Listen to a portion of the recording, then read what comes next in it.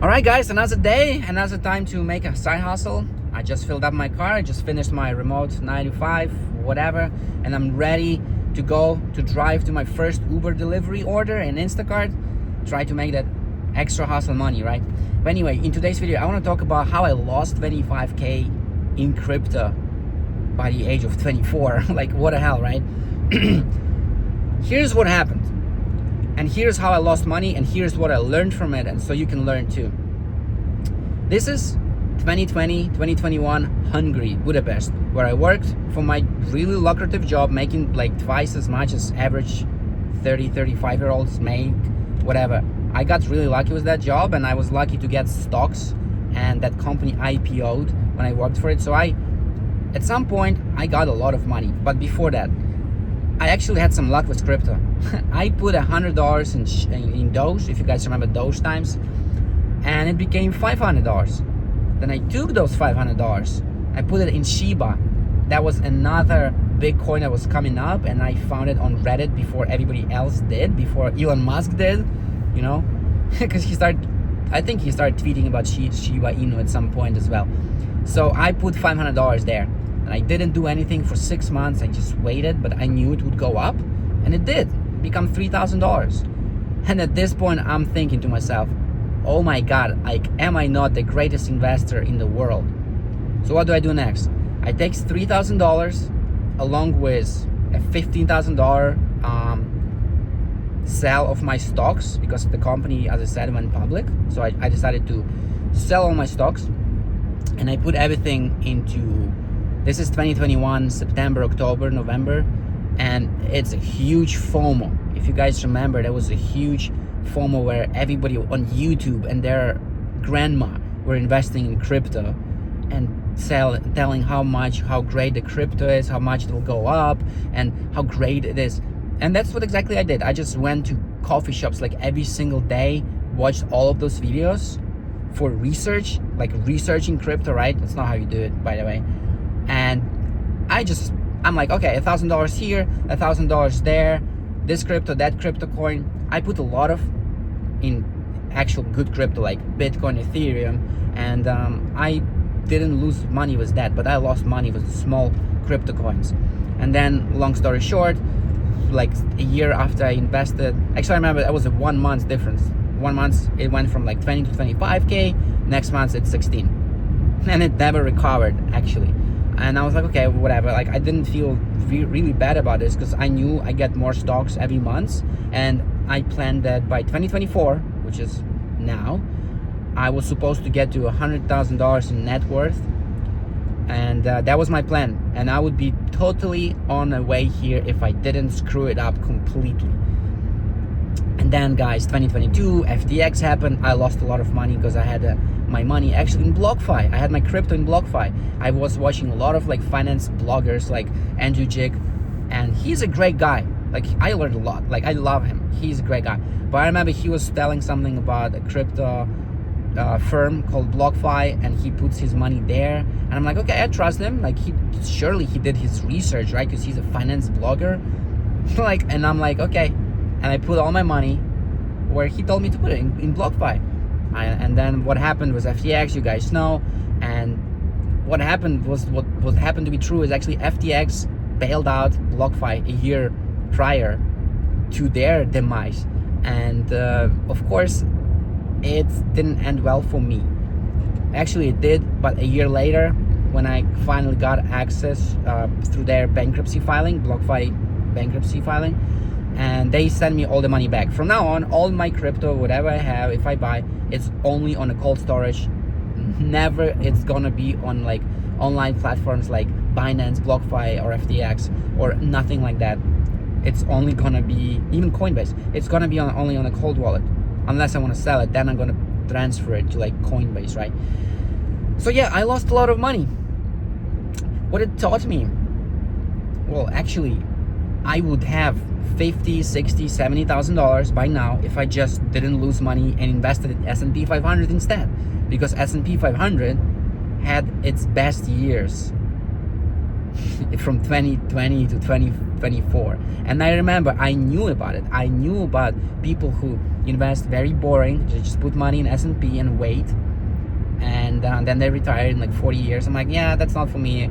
I want to transform 20k to 200k, and I want to do it in like 6 months. It didn't work out, as you know.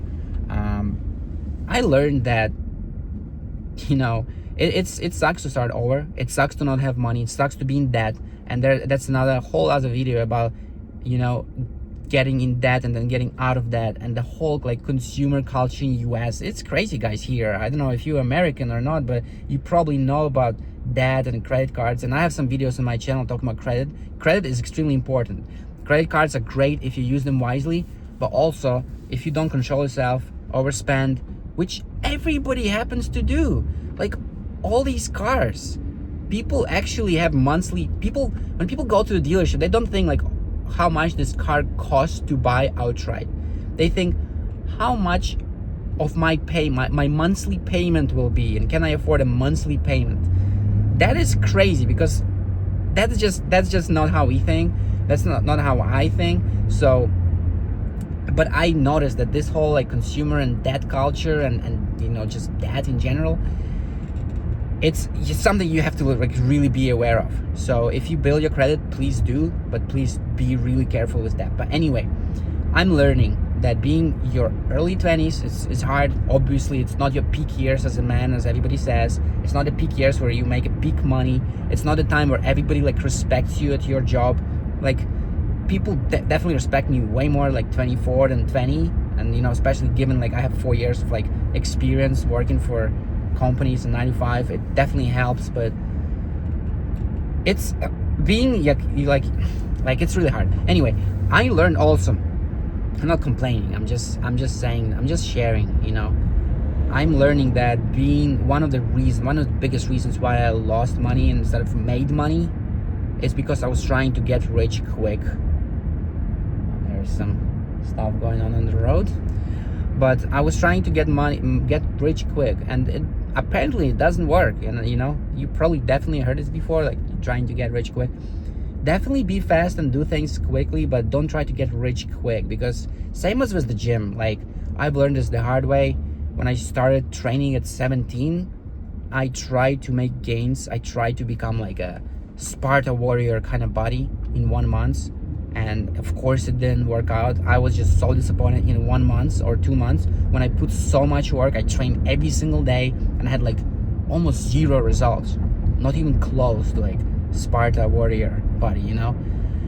But then I almost gave up on fitness. And luckily when I was 22, I learned this from another YouTuber, that like I heard this advice that you better off building a habit first, because if it's something that's new to you, you will just fall off very quickly and easily. And he said it's better to spend 1 year, just 1 year. What's 1 year? Building a habit,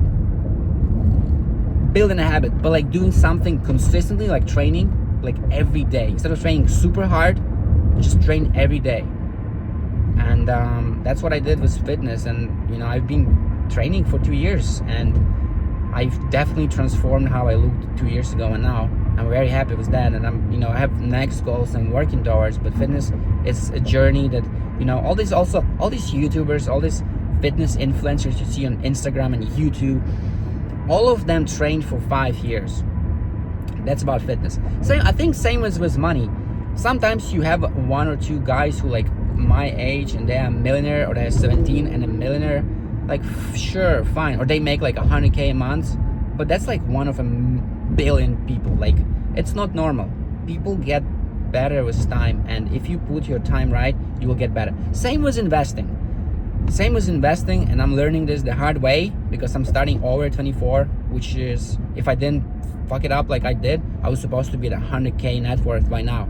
And I'm just saying it because I would, like, just by the numbers I had. So it sucks to start over, but you know, I have another, I don't know, 60, 70, 80 years of my life to live, hopefully. And it's never too late to make it. So that's what I'm learning the hard way. Another thing is, I didn't even invest like a single dollar into buying anything. I was like, $20,000, that's not a lot of money. I want to have 200,000. Fair enough. And I didn't even buy like a laptop. I didn't buy anything. Things that I did that were really good was moving to another country at 19, which is from Ukraine to Hungary. And I was actually born in Hungary. I just grew up in Ukraine. And then moving from Europe to US at 22. I think that will play out a lot, because I immediately increased my salary 4 times, and I will increase it again. So that was correct. But I'm realizing now also that it's not about how much money you make, it's about how much money you can keep. It doesn't matter if you make $100,000 a month and then you spend 100,000 on your clients or your colleagues or your business, right? Or you make 100K a year, which is more realistic, let's say, right, on a main job, or even 70K a year, right? And then you spend all of your money, or you even get in debt, like you get a car that depreciates every day and you lose money on it.